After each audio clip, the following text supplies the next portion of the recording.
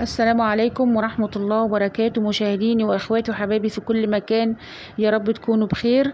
يلا نعمل وصفة حلوة النهاردة، سهلة وبسيطة بدون عجن وبدون فرن، وهتعجب الأطفال جدا. مكوناتها بسيطة جدا وهتلاقيها عندك في البيت. ممكن تستعملي فيها البسكوت السادة بتاع المدرسة للأطفال ما بيحبوهوش. ممكن تستعملي فيها أي بسكوت سادة انتي بتحبيه. هي وصفة ما بين الجاتو وما بين الايس كريم.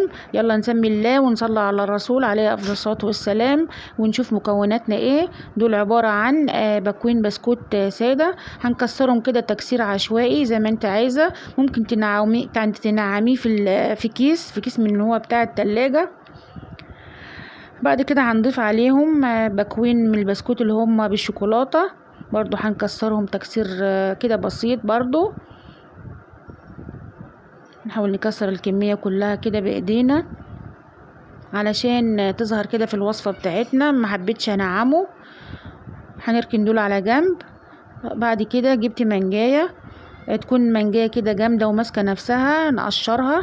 ممكن تحطها في الفريزر قبل ما تقشريها علشان تعرفي تقطعيها وتحطيها على الوصفة بتاعتنا.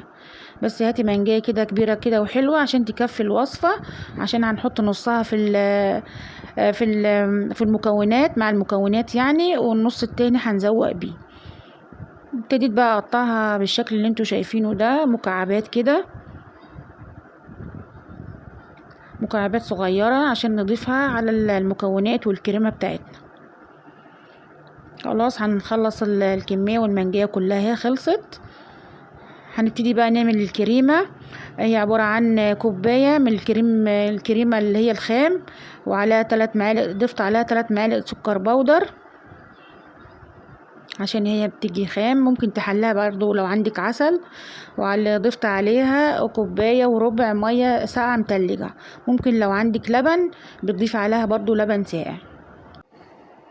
بعد كده بنستمر نضربها كده بالمضرب لحد ما تدينا القوام المناسب اللي احنا بنزوق بيه التورتات والجاتوهات.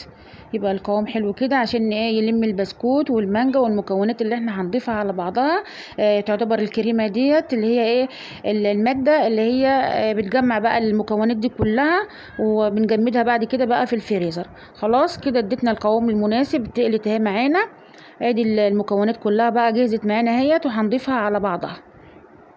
هنبتدي بقى نضيف البسكوت على المانجا على الكريمه. هي مغذيه جدا، ممكن تحطي فيها اي فاكهه غير المانجا، بس احنا علشان في موسم المانجا انا ضفت عليها مانجا. ممكن تحطي بلح. لو انت مثلا في موسم الفراوله ضيفي فراوله، ضيفي تفاح، ممكن تحطي عليها زبيب.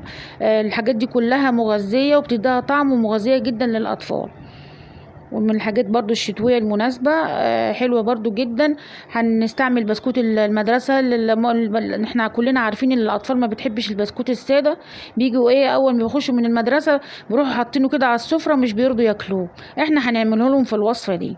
اعتمديها عندك بقى الوصفة دي، اعمليها ايام الدراسة ان شاء الله. خلاص المكونات كده قلبتها على بعضها، وجبت القالب اللي عندي ده وحطيت فيه الكيس. هنضيف بقى كل المكونات فيه علشان بقى نعينها ونحطها في الفريزر. نبتدي بقى نوزعها كده واحدة واحدة، نحاول ما نسيبش فيها فراغات هواء، ونضغطها جامد. هنسوي كده الوش بالشكل ده. وانتي بتوزعي الحاجة فيها المكونات اضغطيها عشان ما تسيبش فراغات هواء، ونخبطها كده خبطتين ونخرج الهواء اللي جواها. خلاص بعد كده بنغطيها بالكيس، نضغط عليها برضو. هتتشال دي طبعا في الفريزر مدة ما تقلش عن 4 ساعات. ممكن تعملها من بالليل لتاني يوم الصبح. ممكن تعملها اول ما تصحي من النوم عشان تتاكل كتحلية كده بعد الغدا. هي سهلة وبسيطة، مش هتاخد منك اي حاجة، ولا هتاخد منك يعني نص ساعة هتلاقيكي عملتي الحاجة الحلوة دي. خلاص جمدت معانا اهيت. هنحاول نقلبها كده بقى في قالب تاني على صينية او اي طبق مسطح. هتبقى معانا بالشكل ده. شكلها حلو جدا وكان طعمها حلو جدا. هتحطي بقى الزواق اللي انت عاوزاه. انا زوقتها بالشوكولاتة. ممكن لو عندك صوص المانجا زوقيها بيه. الحاجات دي يعني بتفرح الاطفال وبتجذبهم ومغذية لهم جدا بالشكل ده. هنضيف بقى بعد كده قطع المانجا اللي احنا قطعناها. شلنا شوية مانجا طبعا، مش ضفنا الكمية المانجا كلها على بعضها، لا ده شلنا منها معلقتين 3 كده نزوق بيهم الوش. بقت معانا بالشكل ده. هنحاول بقى ايه نقطعها كده ونشوف قطعة منها ونشوف القلب من جواها عامل ايه.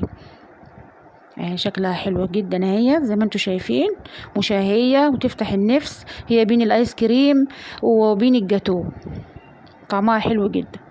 من جواها البسكوت مع المانجا اهي، مدينا شكل حلو برضو من جواها. هنحاول ندوقها مع بعض. يا رب يكون الفيديو عجبكم. ما تنسوش تشيروا الفيديو بين اصحابكم، واللي لسه ما اشتركش في القناة يشترك. وما تنسوش اللايك. والسلام عليكم ورحمة الله وبركاته.